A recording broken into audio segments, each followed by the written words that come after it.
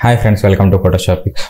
ఇవాళ టాపిక్లో ఒక ఎరేజర్ టూల్ గురించి అయితే తెలుసుకుందాం.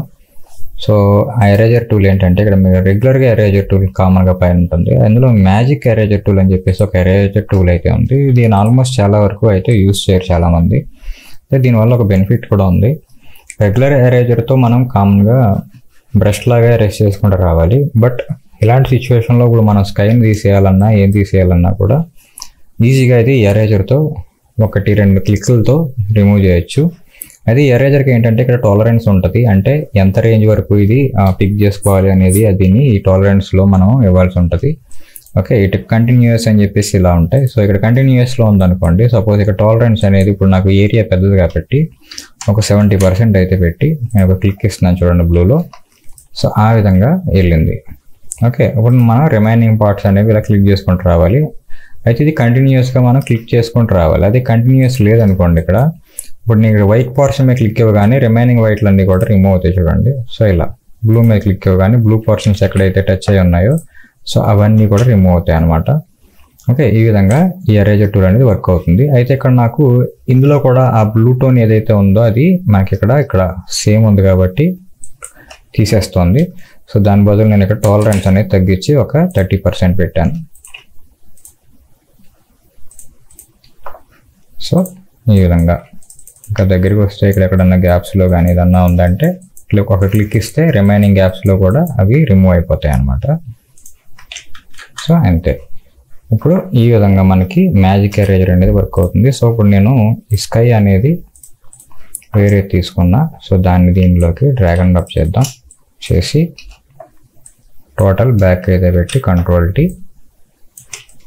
సో ఈ విధంగా నేను రీప్లేస్ అయితే చేశాను అనమాట. ఓకే, సో ఈజీగా మనం ఇక్కడ బ్యాక్గ్రౌండ్లో ఉన్న దాన్ని మొత్తాన్ని రిమూవ్ అయితే చేసేసాం. సో అంటే ఒకప్పుడు ఈ టూల్ వాడేవాళ్ళం. సో ప్రజెంట్ స్కై రీప్లేస్మెంట్ వచ్చింది కాబట్టి పెద్ద ఇష్యూ కాదనుకోండి. అయితే ఈ టూల్ ఎలా వాడాలనేది చాలామందికి తెలియదు. సో దానికోసమే దీన్ని చూపించాను.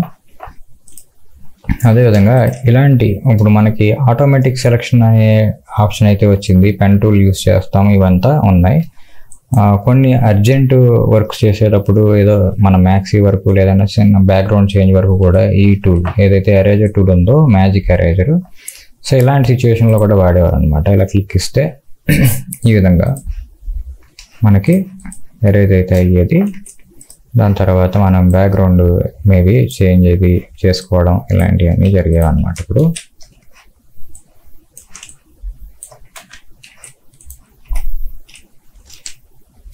టాలరెన్స్ ఇంకా కొంచెం తగ్గిస్తున్నాం.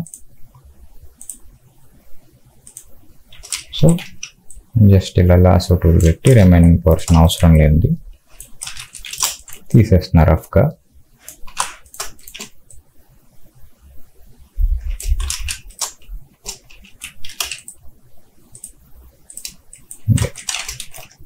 సో ఇప్పుడు దీనికి మనం కలర్ బ్యాలెన్స్ కానీ ఇవన్నీ చేసుకునేటప్పటికి మనకి కరెక్ట్గా ఫిక్స్ అనేది అవుతుంది.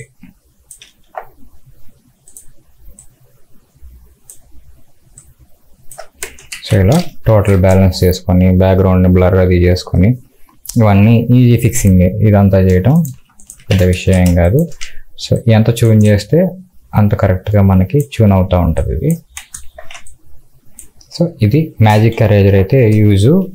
సో ఈ టిప్ కూడా మీకు నచ్చిందని అనుకుంటున్నాను. నచ్చితే ఖచ్చితంగా లైక్ అయితే చేయండి. అలాగే సబ్స్క్రైబ్ చేసుకోవాలి ఉంటే సబ్స్క్రైబ్ కూడా చేసుకోండి. Thank you for watching.